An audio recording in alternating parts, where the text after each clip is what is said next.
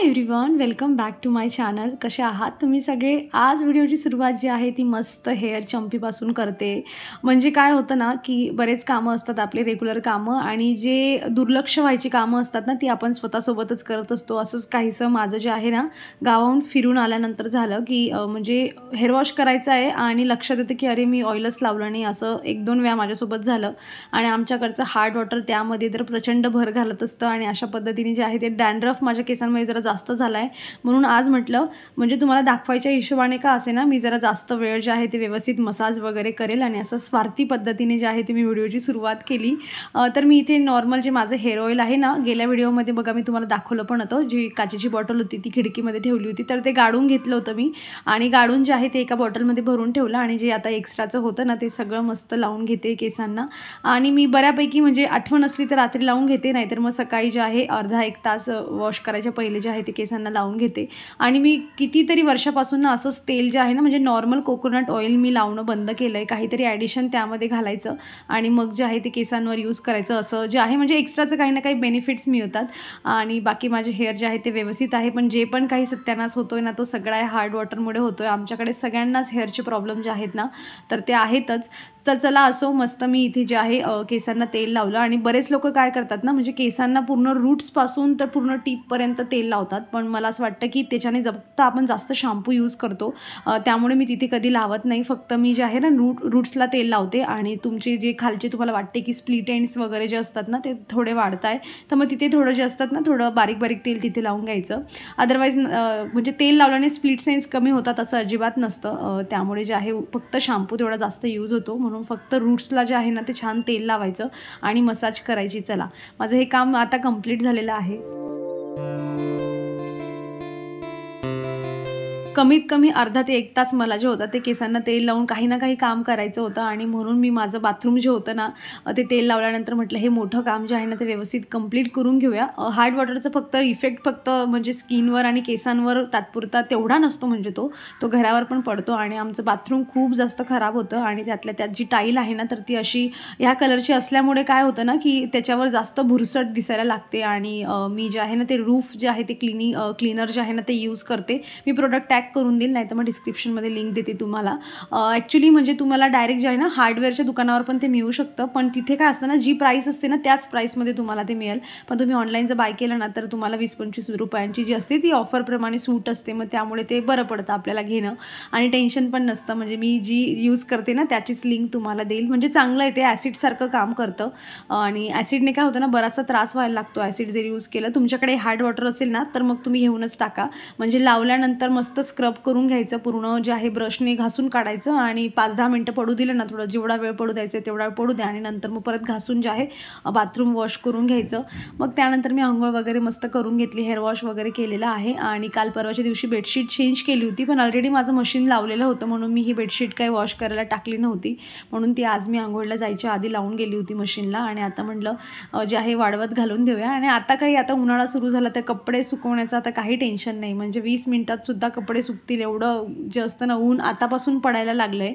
असं नको व्हायला, पण जरा थोडे दिवस अजून थंडी यायला पाहिजे. ॲटलिस्ट फेब्रुवारीमध्ये जे आहे ना, एखादी अशी थंडीची लाट आली पाहिजे असं मला वाटतंय. नाहीतर असं होईल की खूपच लवकर उन्हाळा सुरू झाला आहे असं होईल. आणि मग उन्हाळ्याचे दिवस काय होतं ना, दिवस पण मोठा असतो, त्यामुळे बोर होण्याची कामं जी असतात ना, ती पण होतात. आपल्याकडे कामं असली तर आपण काही बोर होत नाही, पण कामं नसली की मग बोर व्हायला लागतं, किंवा मग जी कामं करतोय ती पण थोडी कंटाळवाणी वाटायला लागतात. मला तरी उन्हाळा आवडत नाही, पण पियाला आवडतो उन्हाळा, कारण तिला आईस्क्रीम खायला मिळते, मँगो खायला मिळतो. सो मँगो आहे एक जो थोडा जीवाला शांतता देऊ शकतो उन्हाळ्यांमध्ये. आणि आता इथे जे आहे मी बेडशीटसोबत जे पिलो कवर वगैरे होते ना, तेही वॉश करून टाकले होते. आणि मी विसरलीच ॲक्च्युली, मला सोफ्यावरचे पण वॉश करायचे होते, पण मी राहिलंच ते वॉश करायचं. म्हटलं जाऊ दे, आता नेक्स्ट टाईम कधीतरी टाकूया. आणि आता बाल्कनीमध्ये आली आणि तुम्हाला फ्लावर्स दाखवले नाही असं तर अजिबात होणार नाही. जितका नॅचरल लुक तुम्हाला इथे दिसतोय ना, तेवढा नॅचरल आवाज तुम्हाला म्हणजे कावळ्याचा आवाजही माझं व्हॉइस ओव्हरमधून येत असेल. कंटिन्यू कावकाव करणं चाललं आहे त्याचं, आणि उडवता पण येणार नाही, म्हणजे माहीत पण नाही एवढा भरगच्च झाडावर तो कुठे बसला आहे. पण आय थिंक त्यांच्याही गप्पा चाललेल्या असतील. सो चला असो, थोडा आवाज जो आहे तो तेवढा इग्नोर करा फक्त. आणि बघा, हे शेवंतीला एवढ्या कड्या येत आहे ना, अगदी म्हणजे मातीमधून एक कडी जी आहे ना ती उमललेली आहे आणि आता तिचं फूल बनतं आहे मस्त. आणि हे पिटुनियाला जेव्हा मी आणलं होतं एक 2 फ्लावर होते फक्त, आणि आता बघा किती फ्लावर आले आहेत त्याला. मी लवकरच तुमच्यासोबत ना गार्डनिंगचा व्हिडिओ शेअर करणार आहे, आणि म्हणजे त्यामध्ये तुम्हाला मी डिटेल सांगते की कसं जास्त फ्लावर्स वगैरे जे आहे किंवा काळजी वगैरे आपण कशी घेऊ शकतो. तर तो व्हिडिओ मी सेपरेट गार्डनिंगचा व्हिडिओ असणार आहे, त्यामुळे तो व्हिडिओ तुम्ही नक्की बघा.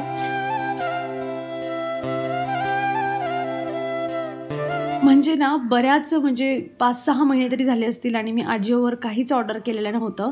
पण आता ना म्हणजे पियासाठी मला एक ड्रेस ऑर्डर करायचा होता, आणि मग त्यासोबत म्हटलं अजून 1-2 पण करूया. पियाच्या पप्पांसाठी पण टी-शर्ट वगैरे जे आहे ते ऑर्डर करायचे होते. मग मी सगळं जे आहे कुपन कोड वगैरे अप्लाय करून मस्त ड्रेस जे आहे हा पियाचा मागवला होता. म्हणजे तिचे जे टॉप आहे ना ते चांगलं आहे, पण पॅन्टची क्वालिटी जशी दिसत होती ना तशी नाही आहे. खूपच असं हलक्या क्वालिटीचं वाटते, किंवा आता गरमीमध्ये पण तिला असा कापड असला तर भरपूर गरम होईल.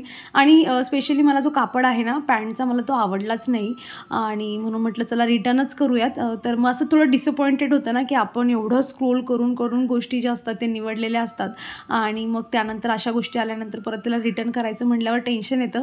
म्हणून कधी कधी वाटतं की जे लोक असे हॉल व्हिडिओ बनवतात ना, म्हणजे त्यांचा रिव्ह्यू बघून आणि त्या गोष्टी अजून जवळून बघायला मिळतात, मग आपल्याला ऑर्डर प्लेस करायला जे असतं ते थोडं तामझाम कमी होतो, आणि सर्च करण्याचं टेन्शन जे असतं ते आपलं मिटून जातं.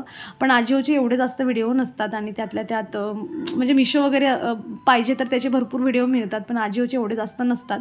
सो तुम्हालाही स्क्रोल करताना असा हा ड्रेस मिळाला आणि तुम्हाला वाटलं की घेऊया, कारण दिसताना तिथे खूप छान दिसतोय तो, पण पॅन्टची क्वालिटी एवढी छान नाही आहे, आणि 450 याची किंमत होती कुपन कोड अप्लाय करून. सो तुम्हाला वाटलं तर घेऊ नका, मला बस तुम्हाला एवढंच सांगायचं होतं. आणि एवढं सगळं करता करता आता झाले माझी स्वयंपाकाची वेळ. पियासाठी सकाळी खिचडी बनवली होती. तिला थोडं बरं वाटतंय, म्हणजे थोडं बरं म्हणजे मला असं वाटतंय की ती हट्ट करून तेवढी फक्त स्कूलला गेली आहे. तुम्ही याच्या आधीचा व्हिडिओ बघितलाच असेल. तर ती हट्ट करून गेली आहे, पण म्हणजे मला असं वाटत होतं की एकतर ती घरी येईल किंवा आजचा दिवस ती कसा बसा काढेल, आणि मला असं वाटतं की उद्या वगैरे तिला रेस्ट करण्यासाठी घरी ठेवून घेऊया, म्हणून तिच्यासाठी मी सकाळी खिचडी बनवली होती. तर ती थोडी पडली आहे. मला आता गिलकीची भाजी आहे ती बनवायची आहे, आणि फक्त गिलकीची भाजी काय मला नको वाटते, आणि कढीसाठी काही दही नव्हती माझ्याकडे. मग मम्मीने दिलेली जी तांदूळची भाजी होती ना, तर ती थोडीशी खराब थोडी चांगली अशी आहे. म्हटलं तिला निवडूया आणि थोडी माझ्यापुरती बनवेल, जेणेकरून अर्धी चपाती त्यामध्ये संपेल माझी. आणि असा काहीसा जो आहे तो आमचा आजचा जेवायचा बेत आहे. म्हणजे ऑप्शनला काही ना काही पाहिजे. जर कढी नाही आहे तर काहीतरी पाहिजे, नाही तर मग कमी जेवण होण्यात काही अर्थ नाही. आणि बघा हळूहळू करता करता ताट जे होतं ते मस्त फुल भरलं होतं जेवणाचं.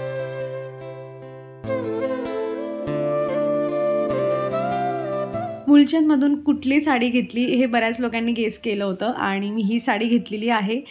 तर ही जी साडी आहे ना म्हणजे ही मला 2000ची प्राईस आहे, आणि तिथे प्राईस वगैरे काही कमी होत नाही. पण तुम्ही मुलचंदवरूनच जर शॉपिंग केलेली असेल ना, तो जो फोन नंबर तुम्ही दिलेला असतात ना त्यामध्ये जे असतात ना तर ते पैसे ॲड आपले झालेले असतात थोडेफार, तर ते तुम्ही नेक्स्ट शॉपिंगमध्ये जे आहे ते मायनस करून घेऊ शकतात. असं माझ्या भावाची जी शेरवाणी वगैरे घेतली ना तर त्याचे ते पैसे जे होते ना तर ते ॲड मायनस करून मला हे म्हणजे 1800 रुपयाची ही साडी मिळाली.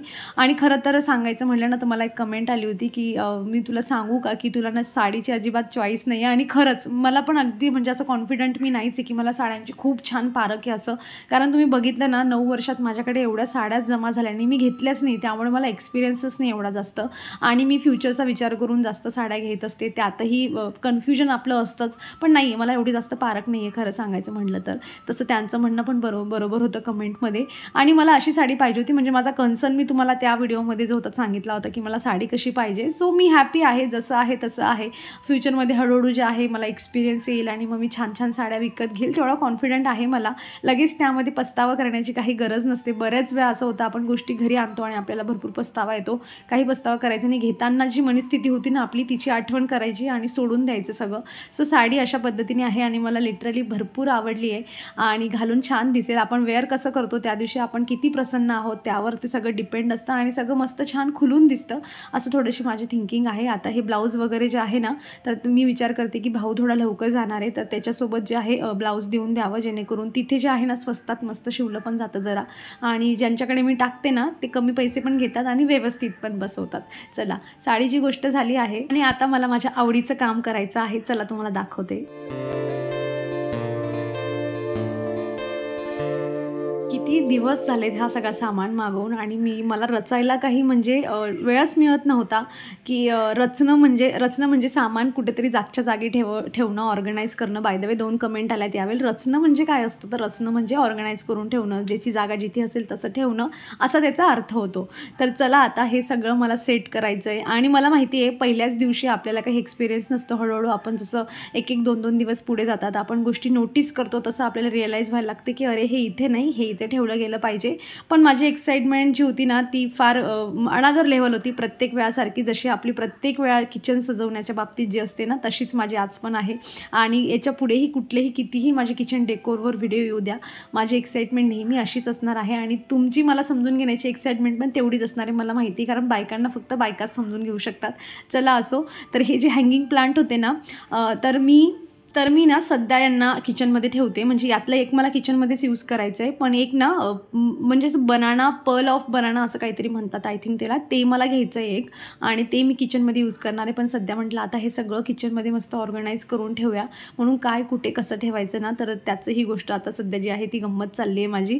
आणि यातल्या काही 2-4 गोष्टी होत्या त्या मी रिटर्न केल्या, कारण काही मी तुम्हाला दाखवण्यासाठी मागवल्या होत्या आणि पर्सनली सगळ्याच गोष्टी खूप चांगल्या होत्या. फक्त जे स्टिक वगैरे करायचं होतं ना तर ते मी यासाठी रिटर्न केलं. म्हणजे ते ॲक्च्युली ना त्याचं खालून थोडंसं त्याचा कलर जो होता ना तो निघायला लागला होता असं मला, म्हणजे थोडं सुरुवात झाली होती.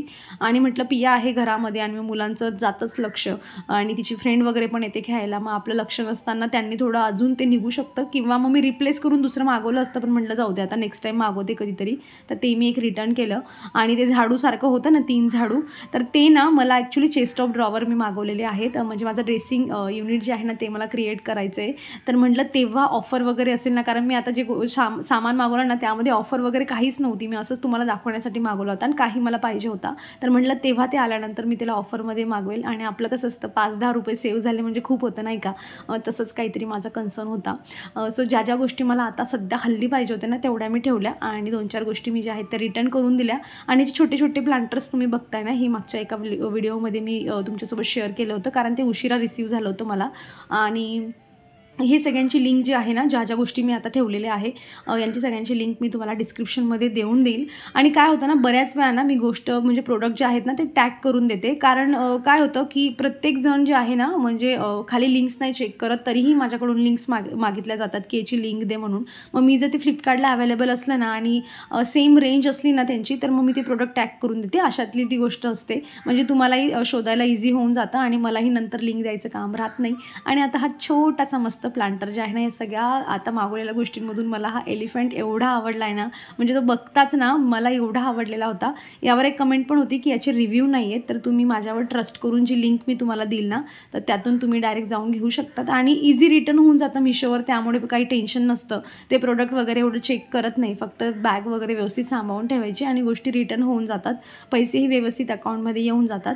आणि हळूहळू बोलता बोलता माझं डेकोरेशनचं काम जे आहे ते चाललं आहे. इकडची गोष्ट तिकडे ठेव, तिकडची गोष्ट इकडे ठेव, आणि यामध्ये पण अजून चेंजेस करेल मी जसं जसं मला वाटेल. आणि तुम्हाला अजून काही वाटलं की हे इथं नको तिथे ठेवायला पाहिजे होतं, तर मला तुम्ही तसं कमेंटमधून सांगाच मग. मला अजून एक गोष्ट विचारायची होती की असे किचनमध्ये जे छोटे मोठे चेंजेस करते मी, तुम्हाला दाखवते, तर ते तुम्हाला आवडतं का मला कमेंटमधून सांगा. आणि आता जे पण काही चेंजेस केलेत ना त्याचा एक छोटासा टूर जो आहे तो तुम्हाला देते, की नवीन छोटंसं रिनोव्हेट केलेलं किचन माझं कसं दिसतंय, की 2-4 गोष्टी ॲड केल्या आहे आणि आता विजिबली तुम्हाला बघायला कसं वाटतंय ते मला कमेंटमधून नक्की सांगा. यातली कुठली गोष्ट तुम्हाला आवडते ते पण मला सांगाल तुम्ही.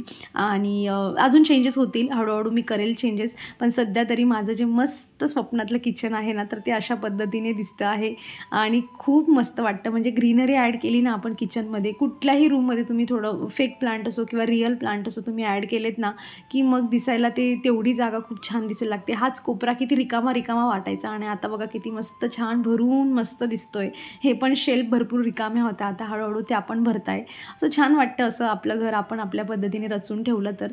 चला आता त्यावरच्या याच्यामध्ये हे एक फ्लावर आहे ते टाकून बघते मी कसं दिसतं आणि मला तुम्ही कमेंटमधून सांगा व्हिडिओ कसा वाटला. आवडला असेल तर लाईक करा, चॅनलवर नवीन असाल तर प्लीज चॅनलला सबस्क्राईब करा. आपण भेटूयात पुढच्या अशाच इंटरेस्टिंग व्हिडिओमध्ये. तोवर तुम्ही स्वतःची काळजी घ्या. So take care friends and bye.